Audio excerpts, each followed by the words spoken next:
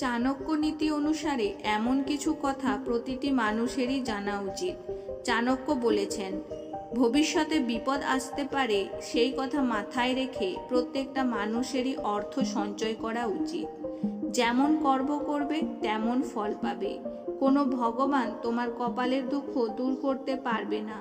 মহান ব্যক্তিরা বিপদের সময় বিহ্বল বা কাতর হয়ে পড়েন না। যে ক্ষমা করতে পারে তাকে কেউ ক্ষতি করতে পারে না।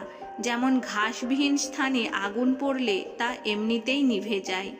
একজন মানুষের খুব বেশি সৎ হওয়া উচিত নয়। যেমন বাগানের সোজা গাছগুলিকে সবার আগে কাটা হয়, ঠিক তেমনি বেশি সৎ সম্পন্ন মানুষদের বিপদ সবার আগে আসে। যারা রূপ যৌবন সম্পন্ন এবং উচ্চ কুলজাত হয়েও বিদ্যাহীন, তারা সুবাসীন পলাশ ফুলের মতো বেমানান। যতক্ষণ আশা আছে ততক্ষণ পর্যন্ত রোগীর চিকিৎসা করে যাওয়া উচিত, কারণ কার ভাগ্যে কি আছে বলা যায় না। চাণক্য বলেছেন, প্রতিটি বন্ধুত্বের পিছনে কিছু না কিছু স্বার্থ থাকে। স্বার্থ ছাড়া কোনো বন্ধুত্ব হয় না, আর এটি একটি তিক্ত সত্য। কৃপণ ব্যক্তি কখনো ধনসম্পত্তি ভোগ করতে জানে না।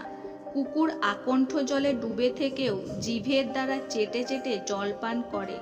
দুর্জন ব্যক্তি বিদ্বান হলেও যে কোনো মূল্যে তাকে এড়িয়ে চলা উচিত, কারণ মণিভূষিত বিষাক্ত সাপও অধিক ভয়ঙ্কর হয়ে থাকে।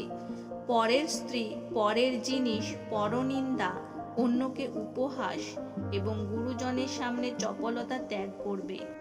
একটি মাত্র পুষ্পিত সুগন্ধ বৃক্ষে যেমন সমস্ত বন সুবাসিত হয়, তেমনি একটি সুপুত্রের দ্বারা সমস্ত কুল ধন্য হয়। আদর দেওয়ার অনেক দোষ, শাসন করার অনেক গুণ। তাই পুত্র ও শিষ্যকে শাসন করাই দরকার, আদর দেওয়া নয়। সুবেশভূষিত মূর্খকে দূর থেকেই দেখতে ভালো। যতক্ষণ সে কথা না বলে ততক্ষণই তার শোভা। কথা বললেই মূর্খতা প্রকাশ পায়। কাজের পরিকল্পনা সর্বদা মনে থাকবে, তা যেন মুখে প্রকাশ না পায়। কেননা যে কাজের কথা অন্য লোক আগে জেনে ফেলে, সেই কাজে সাফল্য আসে না। বইয়ে থাকা বিদ্যা, পরের হাতে থাকা ধন একই রকম। প্রয়োজনকালে তা বিদ্যাই নয়, ধনই নয়।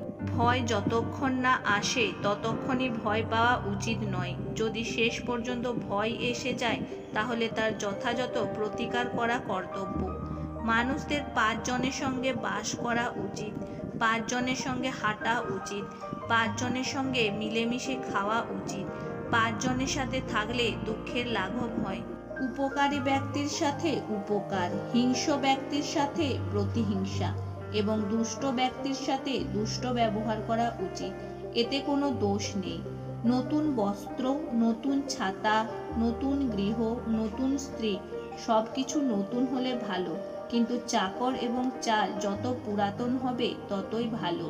বিদ্যার্থীদের পক্ষে এটি অত্যন্ত আবশ্যক যে তারা 8টি জিনিস পরিত্যাগ করবে: কাম, ক্রোধ, লোভ, সুস্বাদু পদার্থের ভক্ষণের ইচ্ছা, শৃঙ্গার, মনোরঞ্জন, বেশি ঘুমানো অথবা কর্তব্যকর্মে অবহেলা করা। বন্ধুরা, ভিডিওটি ভালো লেগে থাকলে অবশ্যই ভিডিওটিতে একটা লাইক করে দিও এবং পরবর্তী এপিসোডগুলি দেখার জন্য চ্যানেলটিকে সাবস্ক্রাইব করে দাও।